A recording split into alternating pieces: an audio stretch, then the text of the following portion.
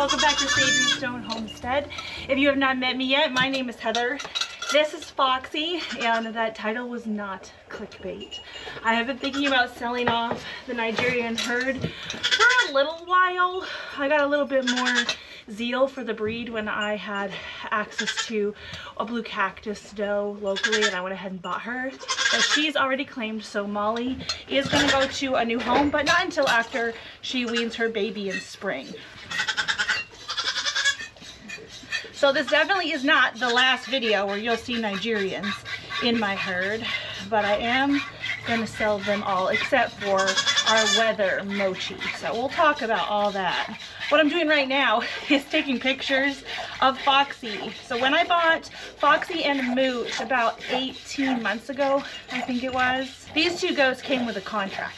And in the contract, it said that if I ever wanted to sell them, I would offer them back to the breeder first. And they are bred from a farm in Georgia called Bella Rosa Estates. Lovely breeder. She does very well in shows around the area. And Samara wanted pictures of Foxy's udder updated. And I haven't taken the kids off of Foxy since she had her babies 8 weeks ago. So I pulled them yesterday and I did milk her last night. And so this is about a 16-ish hour fill on her, and I can't actually keep this milk yet. Foxy got an antibiotic less than a month ago, and I need to wait 28 or 26 days.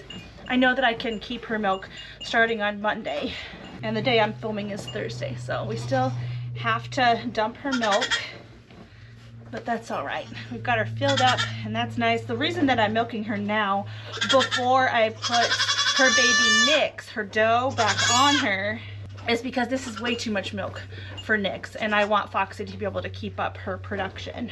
And we don't want Nix to get a hurt belly with all that milk. I didn't empty her completely, but most of the way. And she did so good. Said your mama, you want her back? Yeah, so even the babies, they're gonna be sold too. Girl, she wants her mama.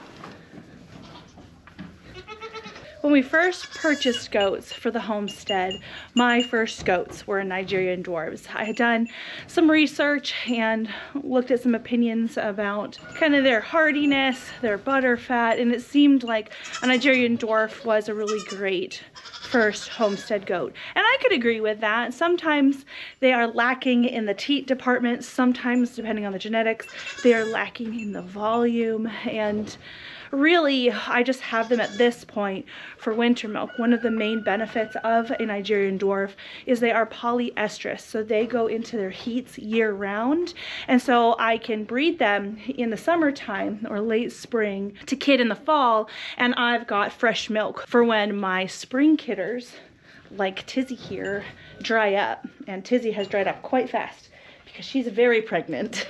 But I've given it some thought, and I think that I'm ready to get rid of the Nigerian dwarves, even though they are great goats, in favor of my mini-laanchas.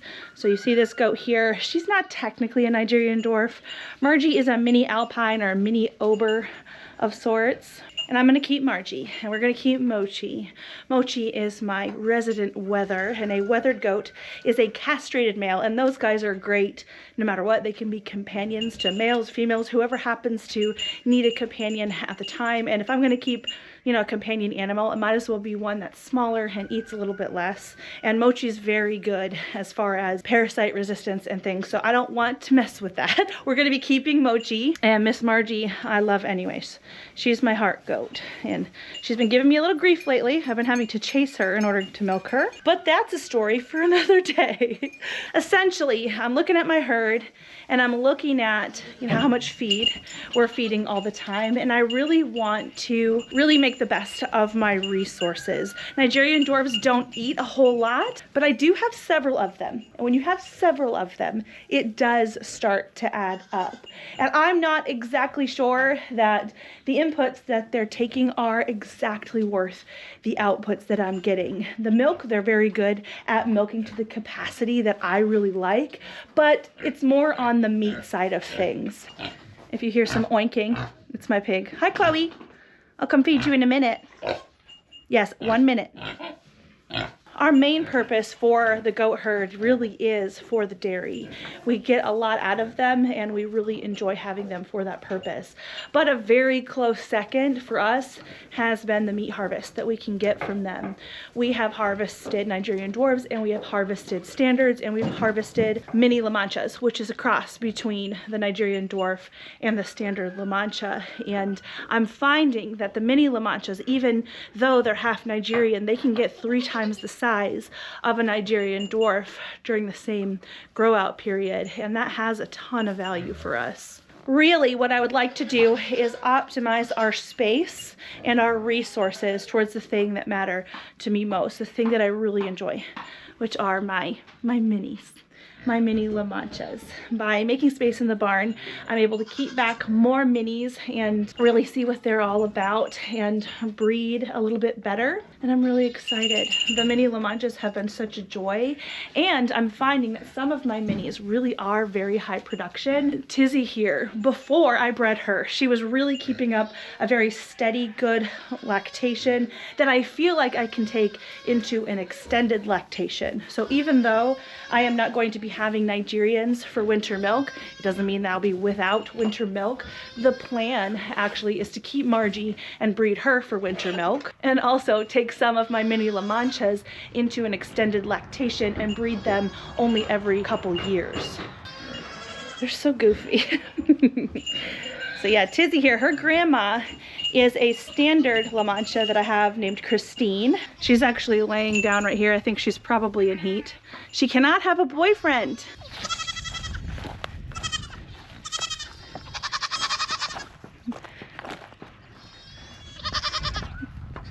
Oh, look at you two. Y'all are so cute. Yes, you are. This here's my other standard La Mancha, Elpis, and her giant baby named Frenzy. They're loving the sunshine today. It's been a very gloomy fall, and the sun has been peeking out today.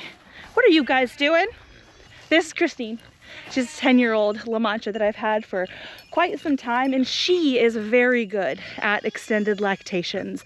I knew that when I bought her, and I have taken her into extended lactations more than one time. Right now she's in milk.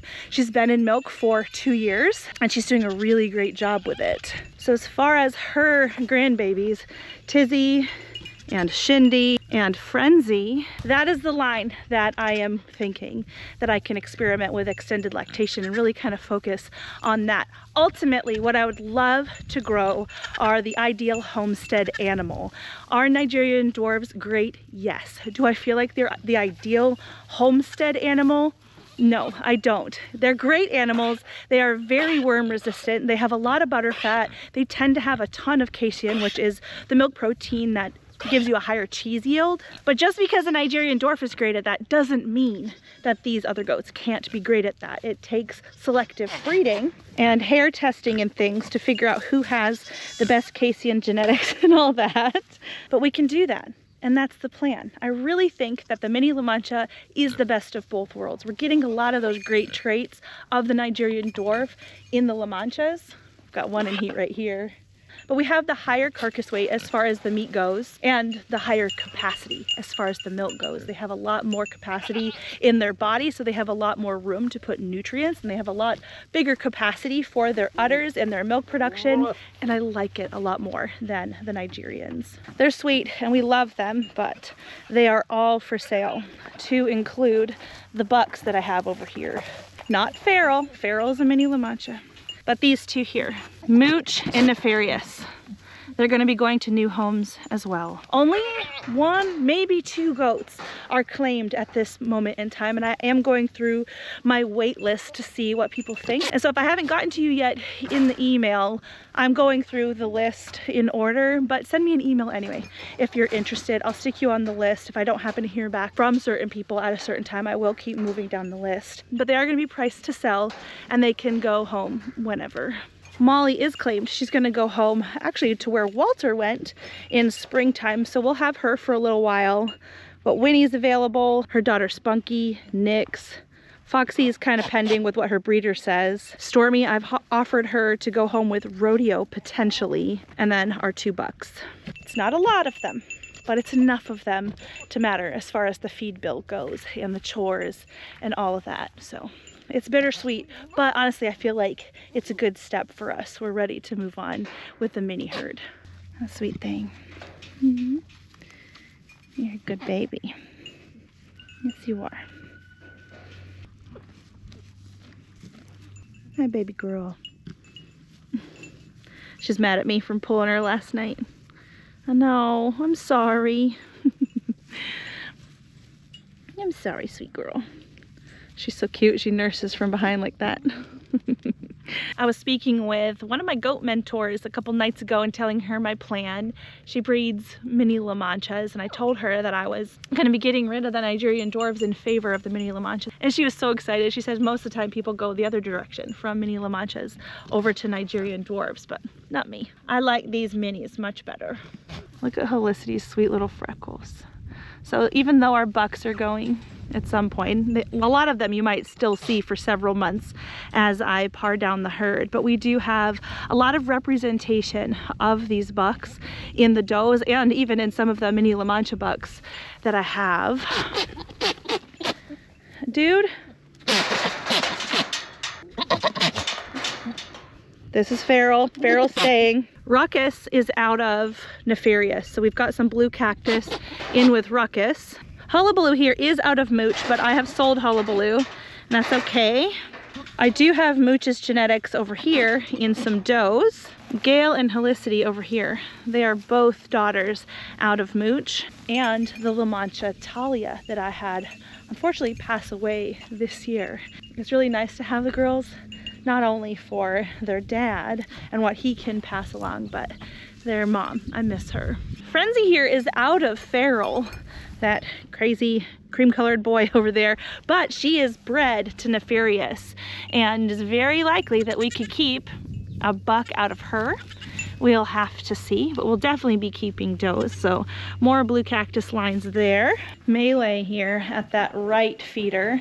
She's a blue cactus Nefarious doe.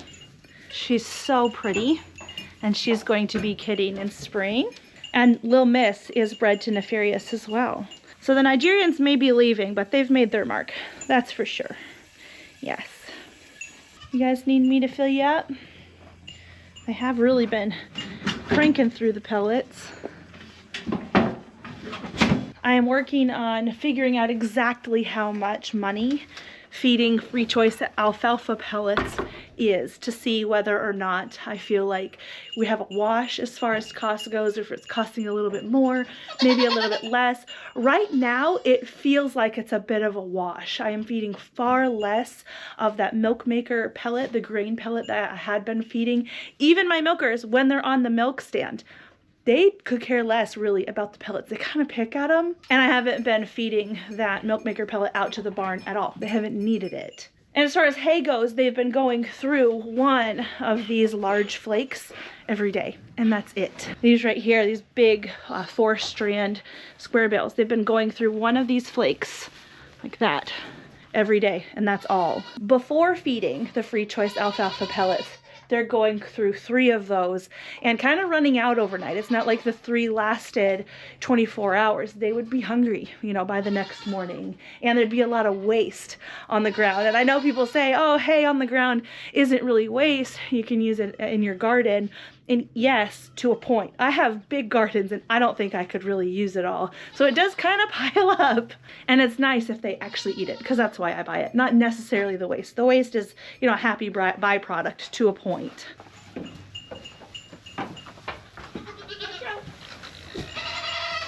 Watch out.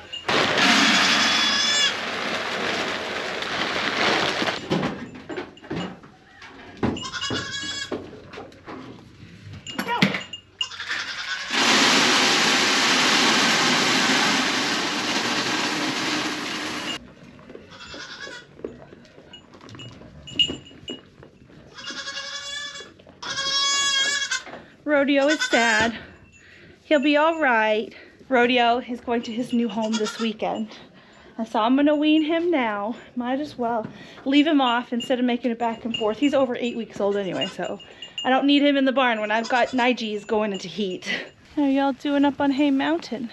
Put 1 flake out. I could put 2, and then I probably wouldn't have to worry about filling it up for another couple days. One of the struggles that I have had with this blended herd is keeping good condition on my larger, more high production does while not allowing my Nigerian dwarves to get fat. And it's been a struggle this whole time, and I just know that it's gonna get worse with free choice alfalfa. If any of you are Nigerian breeders and you do feed free choice alfalfa, leave your experience down below so that other Nige breeders could know what to expect if they choose to do this as well. But I just see it going badly in my herd just from past experience with feeding extra to the barn in order to put weight on my big girls. It's put a lot of weight on my Niges, and that's not good for them. Look at little Nyx in there eating next to Marge. Is she cute? Oh, Margie. I'm not saying that I'll never have another Nigerian dwarf again, but for now, I'm gonna narrow down my focus, and I think it's a good thing. This does mean that maybe some of the girls I was thinking about selling this spring, as far as mini-laanchas go, they may get to stay, depending on what they give birth to. I was thinking about selling a few of them, but I may hang on to them so that I can take some into extended lactation, like we talked about before, while their kids grow out. Because I'm not going to be having any Nigerian dwarves to breed back my first fresheners too, I may genuinely wait for them to be kidding at 2 years old. So there'll be a longer length of time in between our first fresheners kidding, most likely. And I want to be able to plan for that as far as who I keep back and